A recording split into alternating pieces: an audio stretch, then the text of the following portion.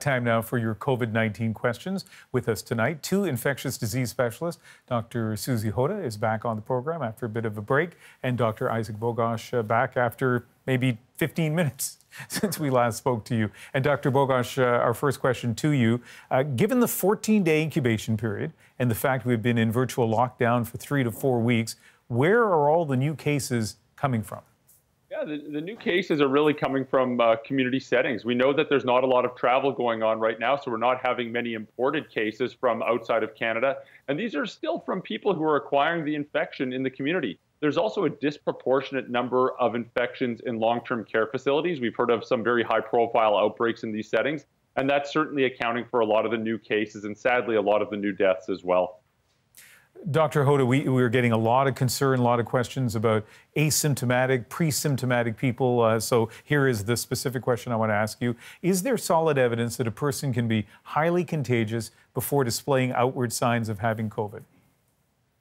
There is some evidence of that, and it comes from epidemiologic studies where they've looked at clusters of infections and tried to determine how the transmission occurred. And there have been cases where people who are not yet symptomatic but will develop symptoms, or who are asymptomatic, have transmitted on to their close contacts primarily. But also, if you look at some other experimental studies at viral shedding, it's shown that you can shed a fair amount of virus, as much as you would in the first couple of days of your symptoms, in the 2 to 3 days that precede the development of symptoms in some people.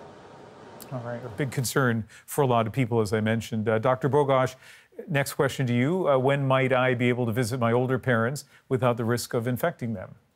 That's a very challenging question because we're still in the pre-vaccine era and we have to do everything we can to protect those who are more vulnerable. And certainly we know that people over the age of 60 have a much higher risk of having a more severe infection than younger individuals.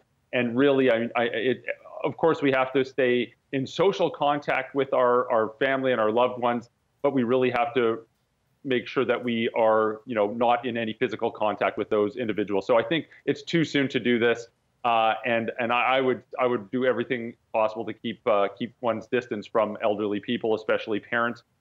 In the same breath, of course, we know some people live in some circumstances where they have to go into the home. People might need help or support, and those are challenging situations. So if you absolutely have to go into the house to help out, just make sure that you don't do so if you have any symptoms, and really be mindful of hand hygiene prior to going in. Yeah, it sure is a tough dilemma. Last question to you, Dr. Hoda. We have about 45 seconds, and Dr. Bogosh talked about vaccines, and so we get to this. Why does it seem like doctors are more interested in vaccines than treatments like antivirals? Well, there are some clinical trials going on for antivirals and therapeutics, so I wanted to say that. But the difference is that vaccines are targeting prevention.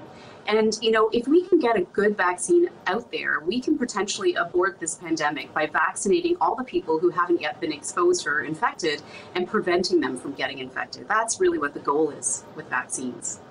It is so nice having two infectious disease doctors just at my beck and call here. Just ask you anything I want. Thank you very much. And we'll continue to ask questions about COVID-19 every night here on The National.